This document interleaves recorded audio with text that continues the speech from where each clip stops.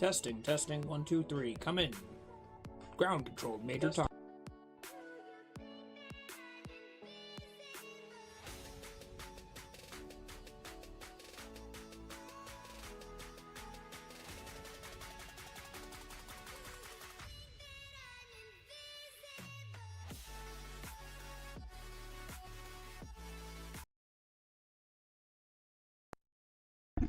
Welcome one, welcome all. We are back, baby. Welcome one, welcome. Whoa.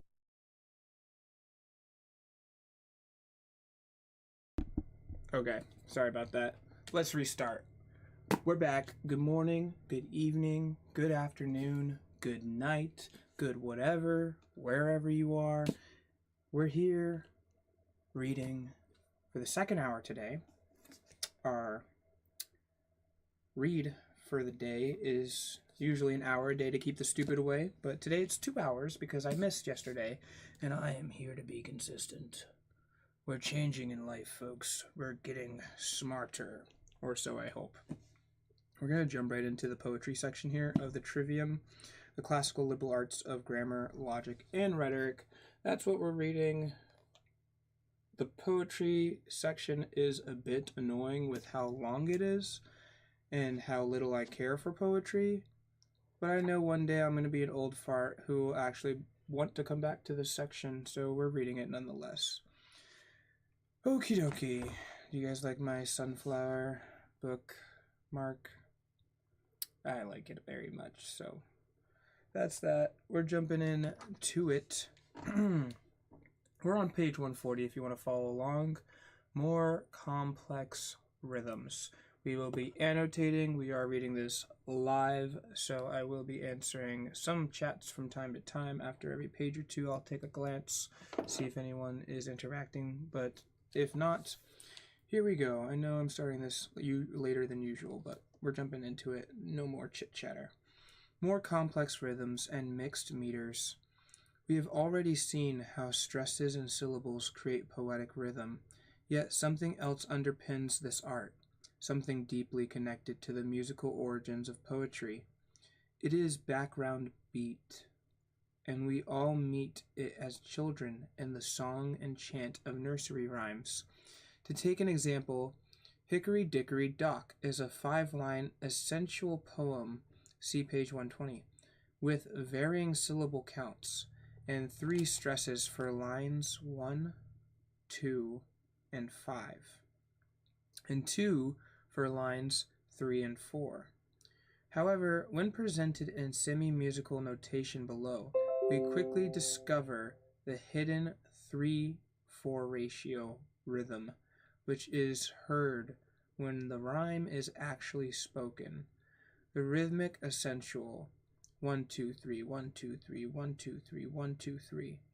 Hickory dickory dock, mouse ran up the clock, struck one the mouse.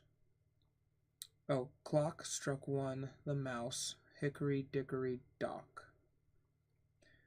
And notice how the stressed syllables fall on primary beats while the offbeats host unstressed syllables. In many places neither is marked. Humpty Dumpty has a similar rhythm, with lines 3 and 4 marking every beat. 1 2 3 1 2 3 1 2 3 1 2 3. Humpty Dumpty sat on a wall. Humpty Dumpty had a great fall. All the king's horses and all the king's men couldn't put Humpty to get together again. Many essential poems can be analyzed in this way, and The Owl and the Pussycat by Edward Lear, 1812 to 1888, the waltzing rhythm is established from. I don't know why I have the need to annotate the word waltzing, but I want to use it more in my vocabulary day to day. I'm just waltzing in right now. I guess people do use it still. The waltzing rhythm is established from the start. It's almost impossible to read the first line without introducing pauses between went and to see, or between P and green boat. I'm going to move my speaker closer so I can see it, or so you guys can hear me better, because I'm talking quiet. I'm kind of tired today. Rhythmic essential 1 2 3 1 2 3 1 2 3 1 2 3. The owl and the pussycat went to sea in a beautiful pea green boat. They took some honey, it's just spaced out weird, and plenty of money wrapped up in a 5-pound note. Excuse me. Another way that poets vary the contours of metrical schemes is to mix their meters. William Wordsworth, in his 1804 Ode on Imitations of Immortality, appears to change his meter on almost every line, whilst always retaining the littling iambic foot as his base unit. This poem also appears on page 165. Mixed meter. There was a time when meadow, grove, and stream, the earth and every common sight, to me did seem apparelled, apparelled, accent mark over the E, second A, apparelled in celestial light, the glory and the freshness of a dream. It is not now as it hath been of your turn, where soar I may by night or day. The things which I have seen, I now can see no more. Beautiful. Mixed meter, iambic, with different lines, the first being a pentameter, the second tetrameter, diameter, tetrameter, pentameter, pentameter, trimeter, dimeter, hexameter. Those are the lines that I just read, one after the other, but you guys can't see that. That's okay, we're continuing. In the poem below, E. Cummings, 1894 to 1962, takes the opposite approach, varying his feet, whilst always ensuring there are 4 per line. Dactylic tetrameter, trochic tetrameter, dactylic tetrameter, iambic tetrameter. What if a much of a which of a wind? What if a much of a which of a wind gives the truth to summer's lie, bloodies with dizzling leaves the sun, and yanks immortal stars awry? It sounds like a question, tongue twister riddle. Rhyme and its schemes. The terms rhyme and rhythm both come from the Greek word rhythmos. I hope I'm saying that right. RHYTHMOS, meaning flow, regular motion, or symmetry. Ooh, that's kind of cool. Symmetry. Rhymes bind poetic elements together, creating patterns across space and through time, implying and intensifying connections. Here's a rhythmic tail rhyme from The End of the Cat in the Hat by Dr. Seuss. Then our mother came in, and she said to us two, "Did you have any fun? Tell me, what did you do?" And Sally and I did not know what to say. Should we tell her the things that went on there that day? Should we tell her about it? Now what should we do? Well, what would you do if your mother asked you? To notate rhyming schemes, each new rhyme is given a letter when it first appears in a poem.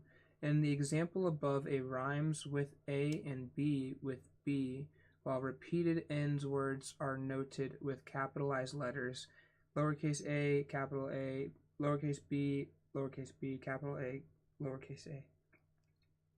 Gerald Manley Hopkins, The Wind Hover, 1877, uses alliteration, consonants, alliteration, consonants, end rhymes, internal rhymes, imperfect rhymes, and many other devices. Internal rhymes. Sprung rhythm, loose pentameter. I caught this morning, morning's minion, kingdom of daylight's dauphin, Dauphin,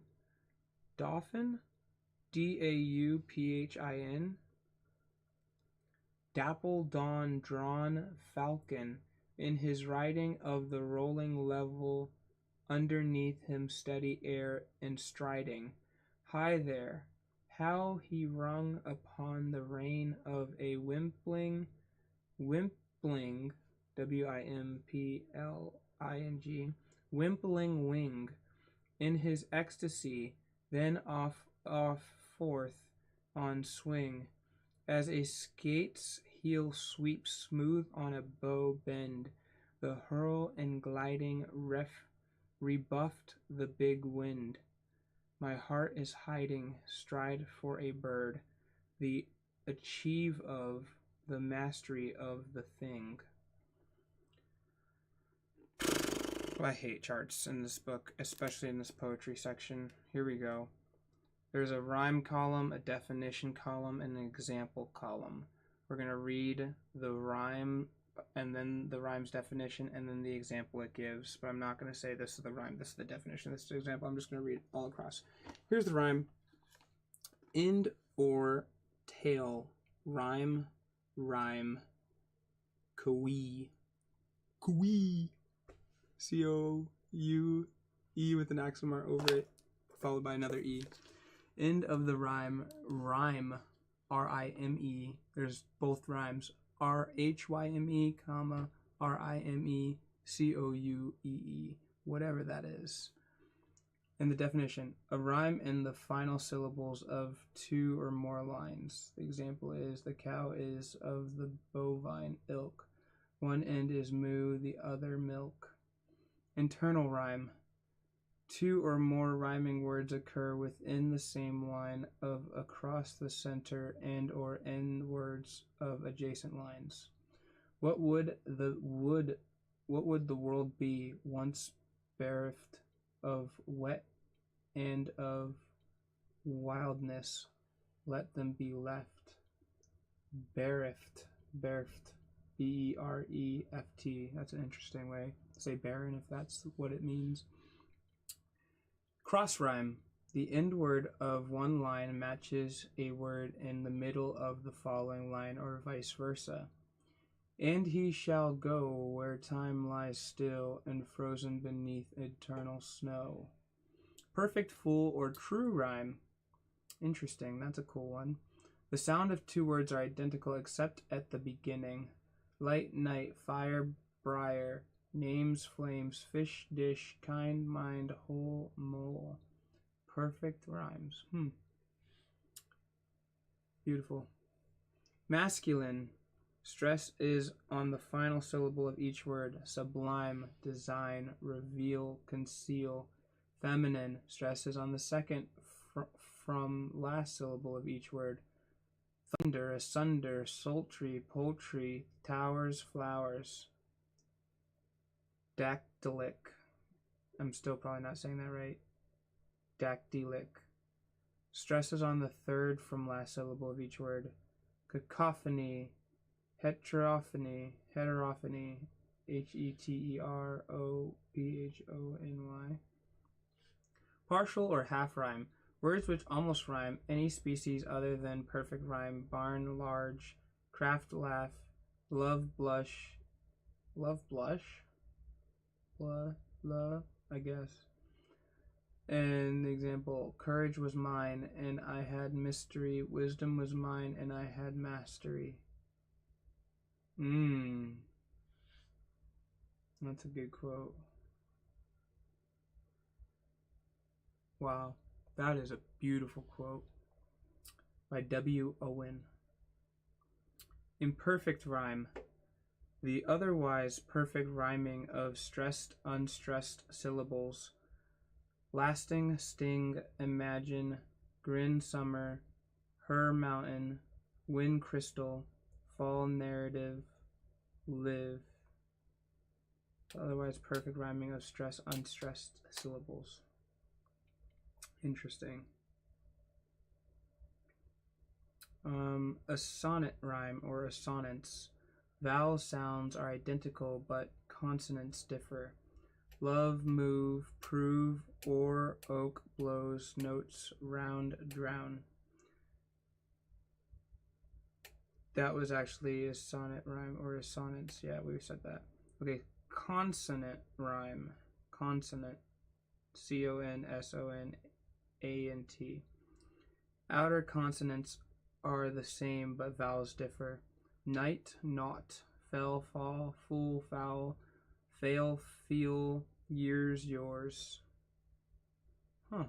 Consonant rhymes. Alliteration. Words in close succession have the same first letter or sound. Concordant consonants. Consonants. consonants.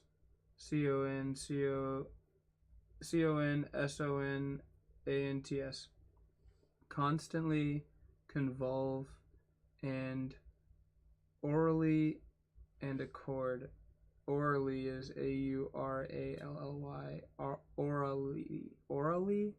Orally, not orally, but orally. Interesting. I rhyme, EYE, rhyme, a typographic rhyme between words with similar spellings but different sounds. Look, moon, oh, thought, thou, tough. I suck at English. THOUGH, tough.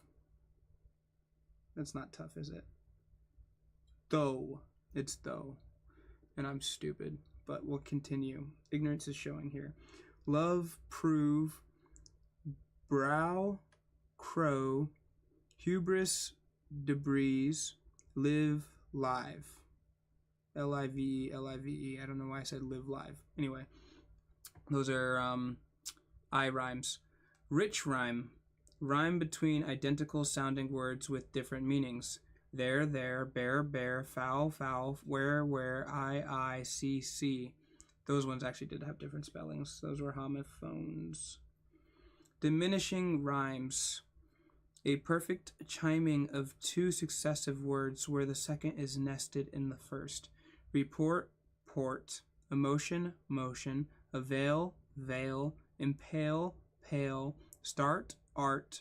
Cracking, king. That's a cool one. Diminishing rhymes. I actually like this. This poetry stuff is warming up on me. One thing I did want to remember real quick, bear with me. I did want to remember this beautiful name that I might name my daughter one day. Caesura, if I'm even pronouncing that right. Caesura. That means a pause or take a breath or to cut. Beautiful. I just love the pronunciation of that. Caesura. The stanza. Unit of poetic form. Dude, this poetry section's intense, but we're continuing. Syllables combine to form words. Words form lines, and lines form stanzas. It for room. Stanzas are the building blocks of poetic form, building space, shape, sense, and story in a poem and aiding the reader's eye. Here are the first two stanzas of Emily Dickinson's In the Garden, 1891. Stanza 1. A bird came down the walk. He did not know I saw. He bit an angel worm in halves and ate the fellow raw. Stanza 2. And then he drank a dew from a convenient grass and then hopped sidewise to the wall to let a beetle pass. The Greek word for stanzas is strophe. Strophe, S-T-R-O-P-H-E, which means turn. Literally a complete turn in a dance. A poem, and there goes the musical correlation to poetry. Dancing is beautiful. Correlation there. A poem formed from several stanzas is said to be strophic. which is music, which in music means several repeated verses, in parentheses there's AAA, of the same melody, which, but with changing lyrics. Successive stanzas can function as introduction, development, and conclusion, much like a story's beginning, middle, and end. See page 360. See, I'm not even there yet. Hold your horses. Or a logical argument. See pages 190, 198. If I'm having this much trouble with freaking poetry, dude, I'm afraid of the logic portion of this book. It's going to be a headache. Buckle up. When starting a poem, a poet faces a choice whether to use a fixed form, a traditional pattern, or a nonce form, N-O-N-C-E form, nonce form, a unique pattern devised by the poet. Fixed form, Villanelle, see page 158, from 2 stanzas by Dylan Thomas, 1952. Do not go gentle in to that good night. Old age should burn and rave at close of day. Rage, rage against the dying of the light.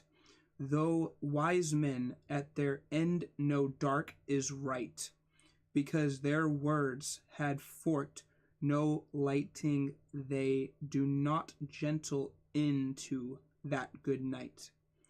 Lightning they, because their words had forked no lightning, they do not gentle into that good night.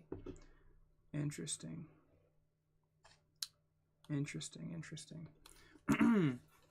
Blank verse. Poetry which is not stanzaic. Stanzaic. I'm not going to try to pronounce that again. Stanzaic.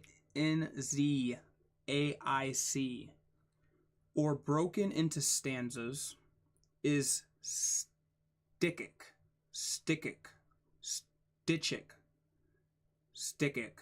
It's literally stickic. S-T-I-C-H-I-C. Stickic.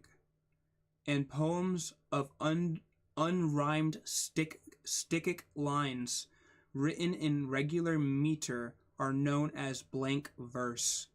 It has been estimated that 3/4 of all English poetry is in blank verse, mostly iambic pentameters. The lack of rhyme is well suited to argument, emotion, and rhythmic speech. It was first adapted to English from the 11-syllable Italian, from verse Sciolti da rima, S-C-I-O-L-T-I space D-A space R-I-M-A. Verse free from rhyme is what it means, maybe, by Henry Howard Earl, Henry Howard Earl of Surrey, S-U-R-R-E-Y. Maybe is that place in Italy? We'll see. Maybe I'll go there one day.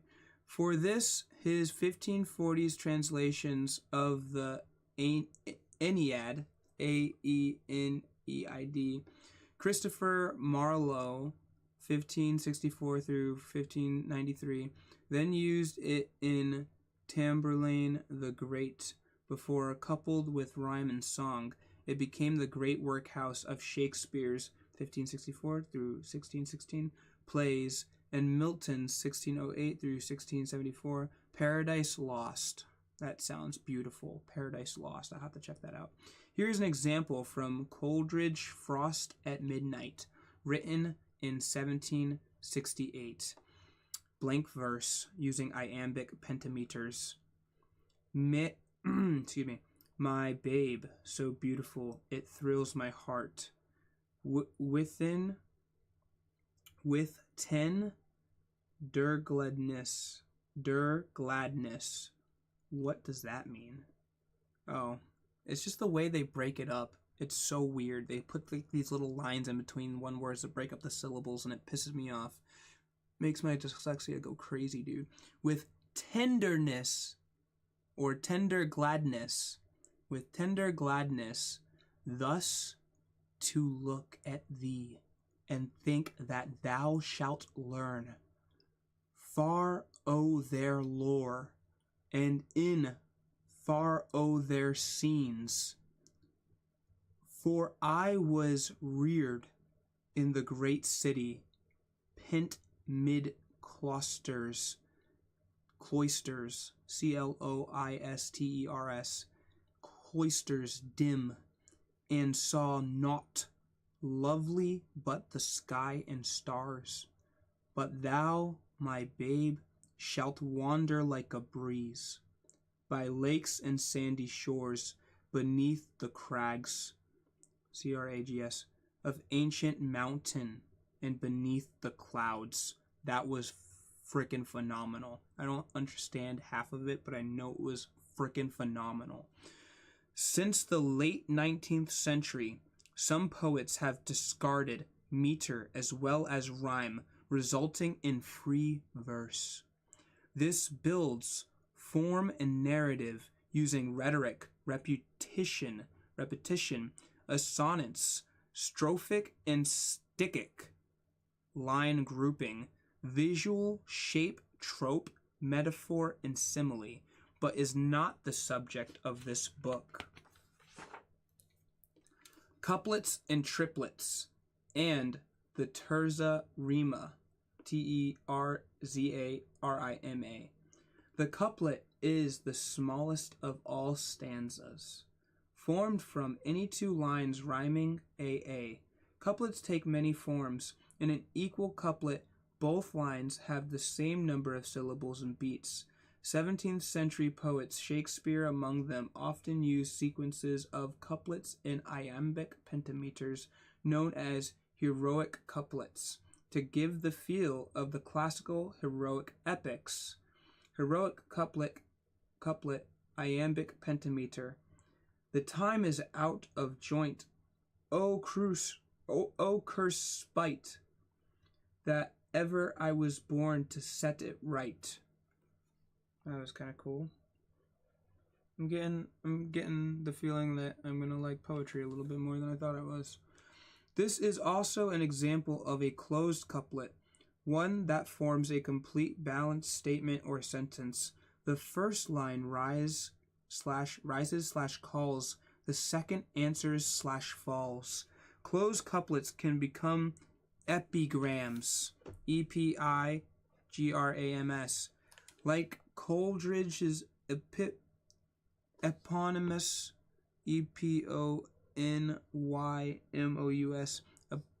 eponymous, eponymous example. Closed couplet, example of iambic pentameter. What is an epigram? A dwarfish whole, its body brevity, and wit its soul. Wow, that was cool.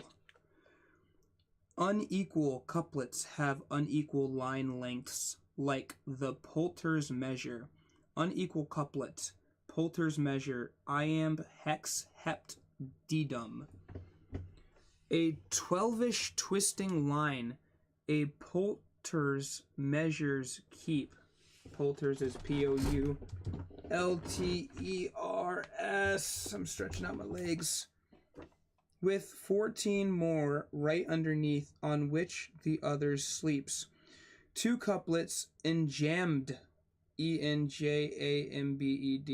enjambed together, are open couplets, as in this by Keats, 1818. Open couplets, example in iambic pentameter. A thing of beauty is a joy forever. Its loveliness increases. It will never. It will never what?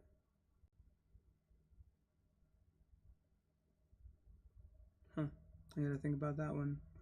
Maybe I shouldn't think too deeply about some of these. Oh, it continues. It will never pass into nothingness, but still will keep a bower quiet for us and asleep. A bower. What's a bower? Bower with apostrophe over the O. A triplet is a 3-line stanza for any length rhythming AAA.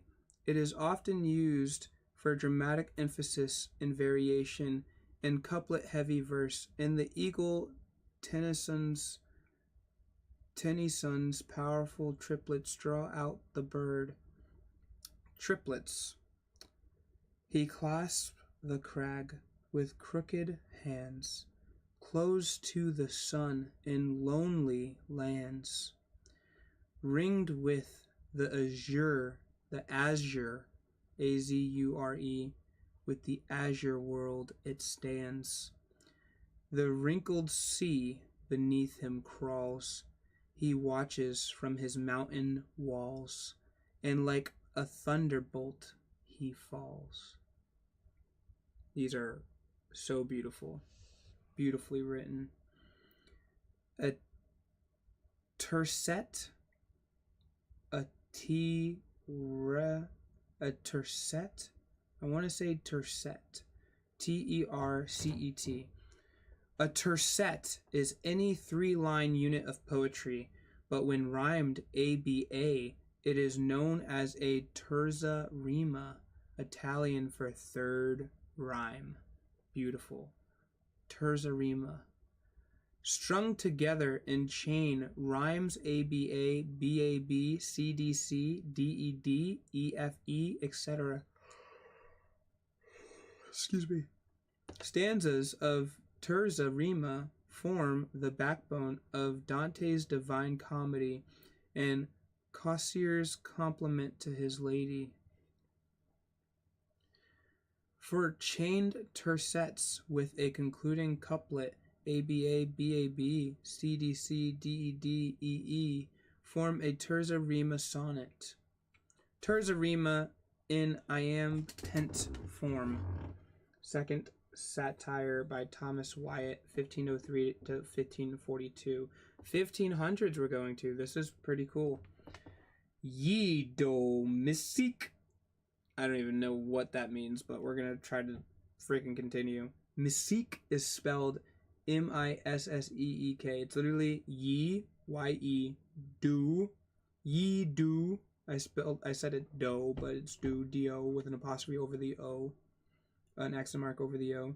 Ye do mystique with more travail, Travail, travail and care. Make plain thy heart, that it be not knotted with hope or dread, and see thy will be bare. From all effects whom vice hath ever spotted, thyself content with that is thee assigned, and use it well that is to thee allotted. Then seek no more out of thyself to find the thing that thou hast sought so long before, for thou shalt feel it sitting in thy mind. That was a cool one. I like the terza rima. That one was pretty cool. The ballad. We finally know what a ballad means. We've been saying it all this time and have no idea what it means. I hate how this book does that and it puts things in the future. But anyways, any 4-line stanza is called a quatrain. Quatrain. Quatrain.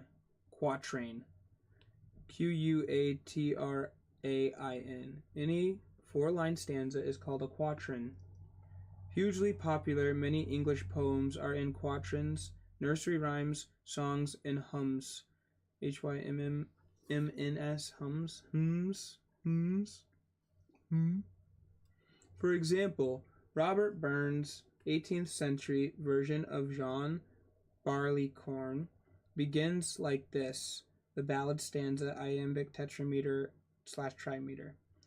There was 3 kings into the east, 3 kings both great and high, and they have sworn a solemn oath, John Barleycorn should die. This quatrain is a ballad stanza from the French ballad to dance. French ballad, in quotation marks, says to dance, which alternates between lines of iambic tetrameter, and trimeter. Its lines can rhyme A, B, C, B, D, E, F, E as above, use a tighter cross rhyme A, B, C, D, C, D, or fall into couplets A, B, C, C, D, D. There are also versions which vary in line length and meter. A 6-line version rhyming A, B, C, B, D, B is common. The earliest written English example of the form Judas dates to at least the 13th century. Oh, excuse me, I'm almost done. Oh no, I'm not almost done. I got like 20 minutes left. Or 16. Maybe we'll get the poetry section done. Judas, thou most to Jerusalem, our metaphor to bug. Metaphor is spelled METEFOR. So metaphor to bug, BUGGE. That's a weird one. Whatever. Thritti, THRITTI.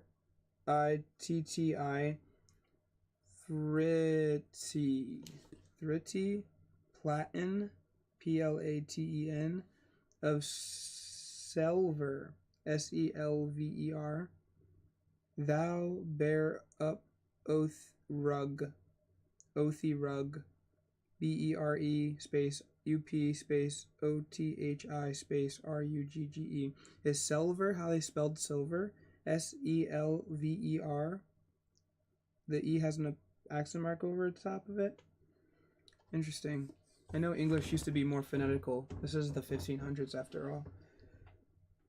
Traditional ballads use everyday speech and song to tell stories of love, rural life, work, local events, the supernatural, and the like. The ancient Scottish border ballad of Tam Lin shows the form.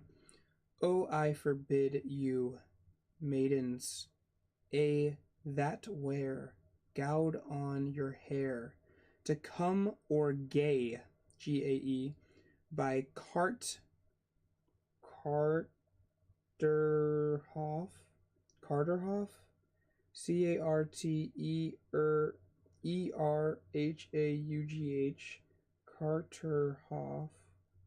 for young Tamlin is there. Jesus Christ, these words, dude.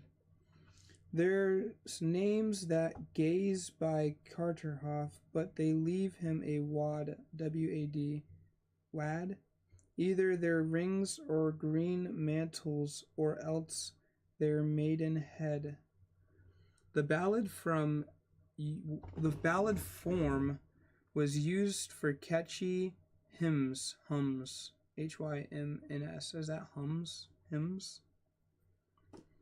In the 15th and 16th centuries, when it became known as common or short measure, then between the 17th and 19th centuries, broadside ballads flourished throughout Europe, printed cheaply, posted on pub walls, and sold by peddlers.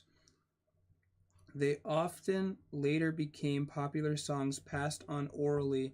Broadside ballads are journalistic, full of sensational news, disaster, love scandals, murder, and suicide. As example is the ballad of George Barnwell, published in the 1650s. Here is an extract. Most suddenly within a wood he struck his uncle down and beat his brains out of his head. So sore he cracked his crown, and 80 in ready coin. COYN, coin. Is that how they spelled coin back then? Interesting. Out of his purse he took. Yeah, I guess it is. And coming unto London straight, the country quite forsook. So crazy to see how words have changed so vastly in spelling as well. Literally ballads, and that's the 1650s. Not that long ago if you think about it. Literary ballads developed throughout the 18th century. Oscar Wilde, 1854 through 1900, adapted the form for the Ballad of Reading Gaol, Reading Gaol, Gaol, with 2 extra lines broadly rhyming A, B, A, B, C, B. But perhaps the most famous example comes from Coleridge, 1722 through 1834, the rhyme, and the rhyme spelled R-I-M-E, of the ancient mariner, M-A-R-I-N-E-R. All in a hot and copper sky, the bloody sun at noon, right above the mast did stand, no bigger than the moon. Day after day after day, this we struck, nor birth nor motion, as idle as a painted ship upon a painted ocean. Oh, excuse me, sorry I'm making you guys tired. Much rap, performance, poetry, and modern pop uses the ballad form. Here is a ballad variation from Benjamin Zephaniah's Zephaniahs.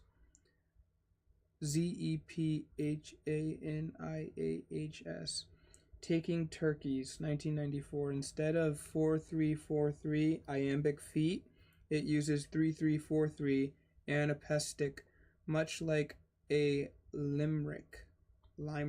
Have we heard of limericks before? L-I-M-E-R-I-C-K. I don't think we went over limericks yet.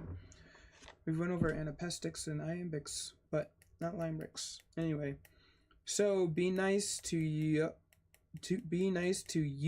and you spelled Y-U. Turkey Christmas, D-I-S, Christmas. Invite dem, D-E-M. Invite dem indoors. They literally spelled it dem. Invite dem indoors. I feel like a southerner talking. Fee some greens. F-E space S-U-M space greens. Fee some greens. Let dem eat cake. And again it's D-E-M. And let dem partake in a plate of organic grown beans. And the next one is be nice to you, Y-U. Be nice to you turkey this Christmas. This, like, D-I-S used to be this. Be nice to you turkey this Christmas. And spare dem de cut of de knife. D-E. Spare dem de cut of de knife. Join turkeys united on Dale be delighted. And Dale, D-E-Y-L-L, Dale used to be spelled with a D? What's going on here? Why is it like that? That's crazy. And Dale be delighted. Dale don't know what they're talking about. Dude, this is how you can talk with accents. That's crazy. And you will make new friends for life. Mek is make? M-E-K? What you meckin'? Oh, it's so cool. I just got cool jitters. This is getting pretty fascinating, actually. Poetry section's coming out to be pretty cool. 4 quatrains. Quatrains. I'm going to say quatrains. Quatrains. We're on page 150 of the Trivium. Get this book. It has been absolutely delightful and painful at the same time. 4 quatrains, 4-line stanzas. Long measure is a common quatrain, which contains 4 lines of 4 iambs, and it's spelled I-A-M-B-S, if I'm saying that right. With the same A-B-C-B rhyme scheme as the ballad. T.S. Eliot, 1888 through 1965, used it for Sweeney among the nightingales. Sweeney? It's an anemone. S-W-E-E-N-E-Y, among the nightingales, where the form's sincerity and natural openness help reinforce the poem's irony. And this is a long measure with lines of iambic tetrameter. Ape neck, Sweeney spreads his knees, letting his arms hang down to laugh. Death and the raven drift above, swelling to maculate giraffe.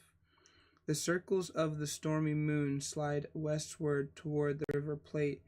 The zebra stripes along his jaw, and Sweeney guards the horned gate. When long measure has the rhyme scheme ABBA, it is called the In Memoriam stanza. In Memoriam, After Tennyson's, and it's spelled TENNYSONS', famous lengthy LG, ELEGY, LG in Memoriam 1850, forever associating it with the lyric of loss and lament, as in this extracted quatrain from section LXXXV, and those look like Roman numerals, by the way. The In Memoriam stanza. The truth, be wary of sentences starting with that, came born with bear and pale. Bear spelled BIER and pale spelled PALL. I felt it when I felt it when I sorrowed most.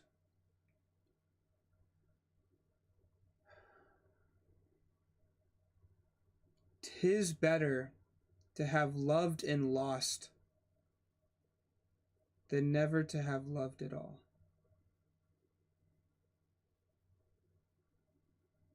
A fucking man. I think it is. I would agree with that poem. This is also an example of an envelope stanza because the enclosed couplet BB is enveloped between another enclosing couplet AA.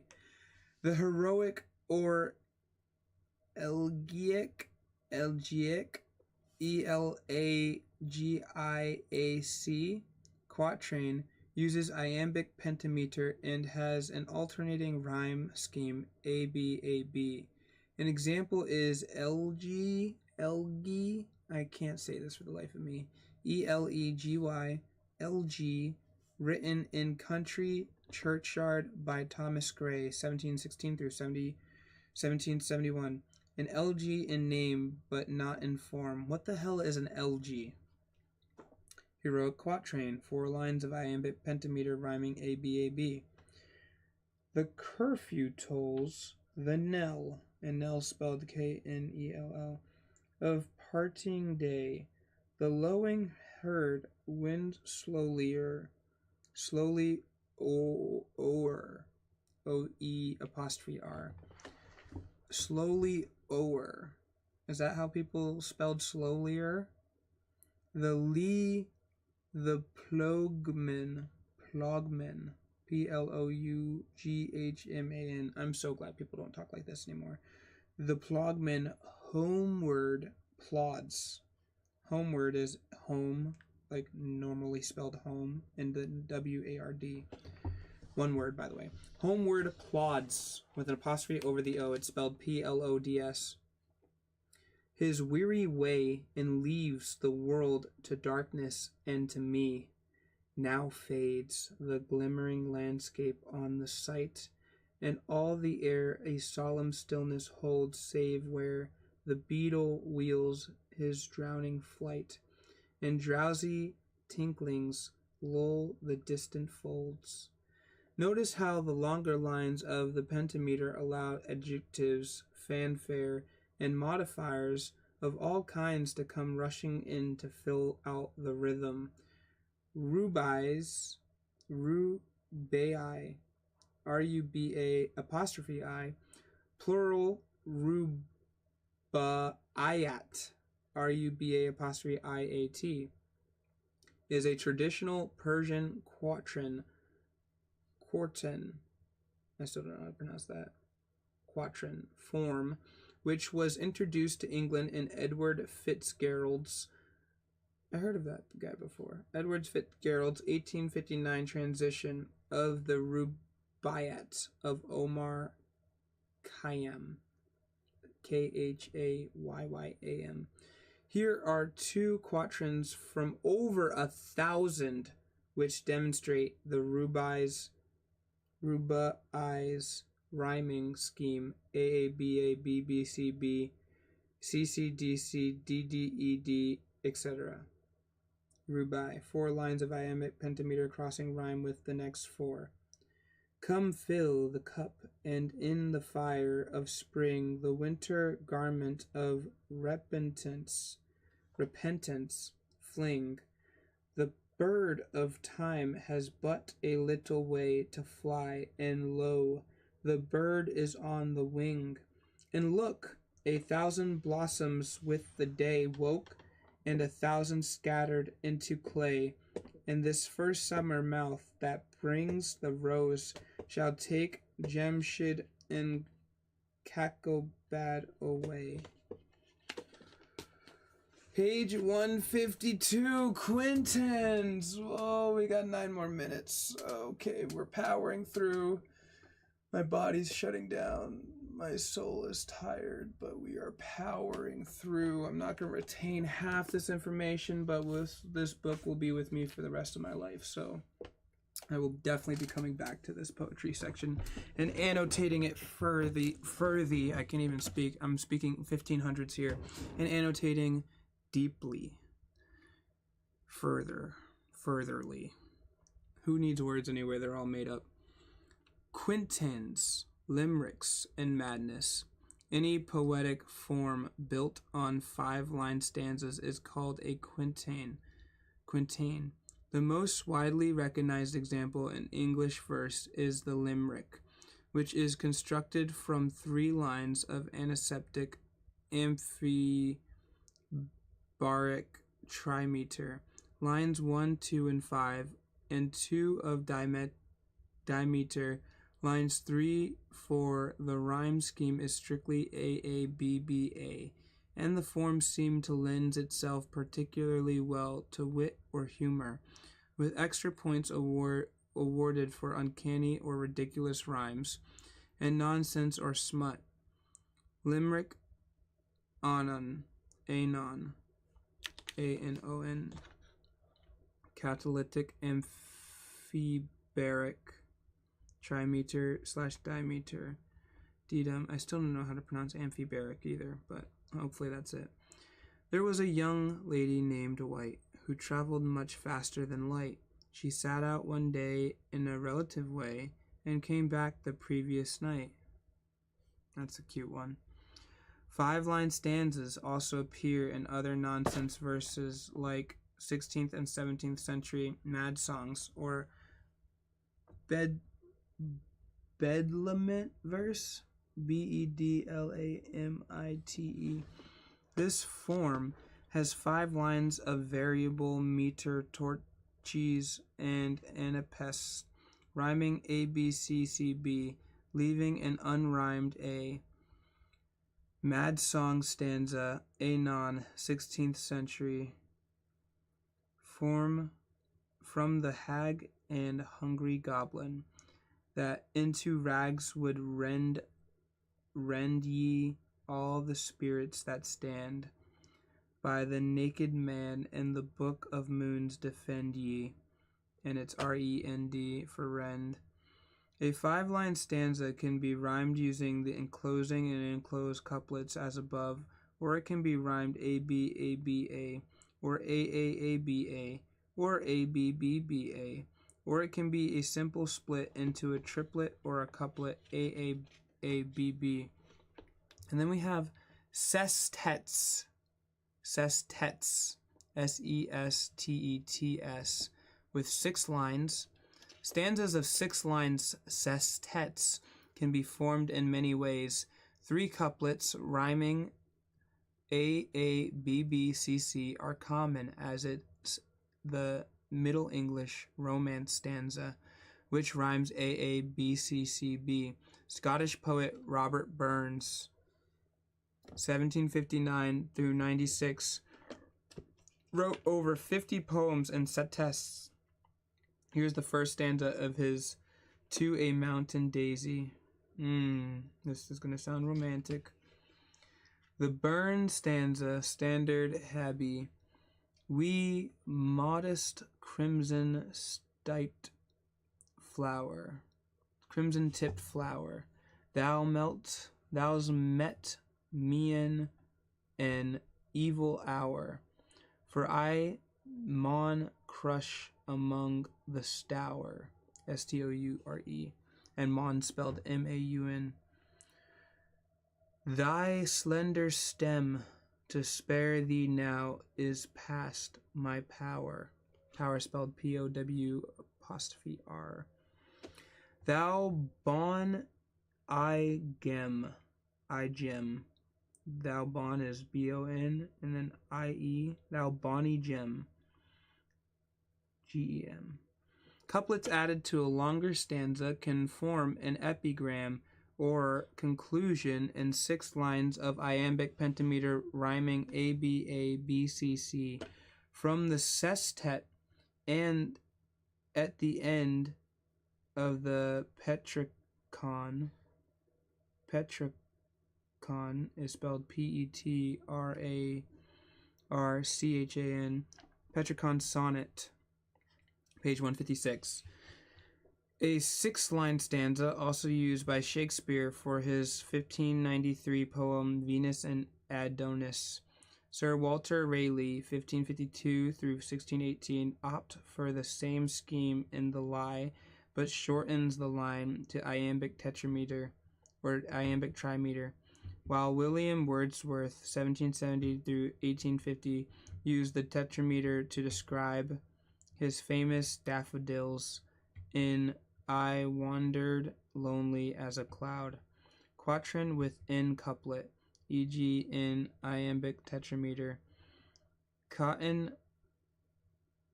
us as the stars that shine, and twinkled on the Milky Way. They stretched in never-ending line along the margin of a bay.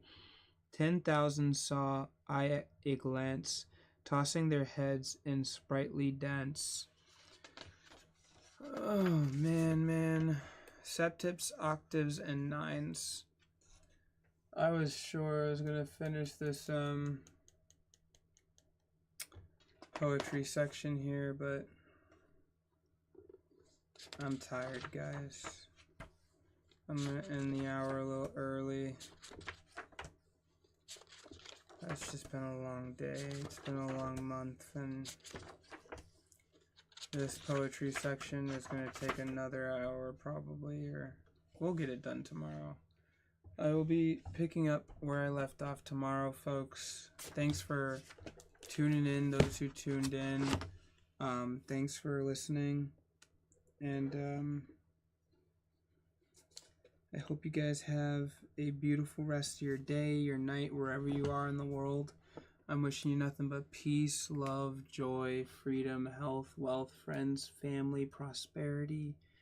Nothing but good, positive energy sending your way, guys. That's all it ever was. I got nothing but love for you. I hope you stay healthy for the rest of your days, blessed with nothing but good things from here on out. And take care of yourselves, guys. Make good decisions. Stay positive. Stay prosperous. Stay beautiful. If you remember anything I just said, remember. You're gorgeous. That's our family. You plus me with a barbecue in the backyard. Bunch of crazy kids that's running around. And that's our family. You plus me. 3 puppies. That's a barbecue in the backyard. I'm a cowboy, living like a rock star. Girl, come sit by the campfire. A moment with you is what I desire. I'd be lying if I said I didn't want to start a family too. A million miles from where I want to be, but I'm still trying to start a family. Trying to change the world with you. The truth is, I wish I was a better man. Wish I never heard again. Wanna be a cowboy free. Barbecue in the backyard. Bunch of crazy kids that's running around. I'm a cowboy living like a rock star. I've been really low, almost made it to the top, but I came up short. show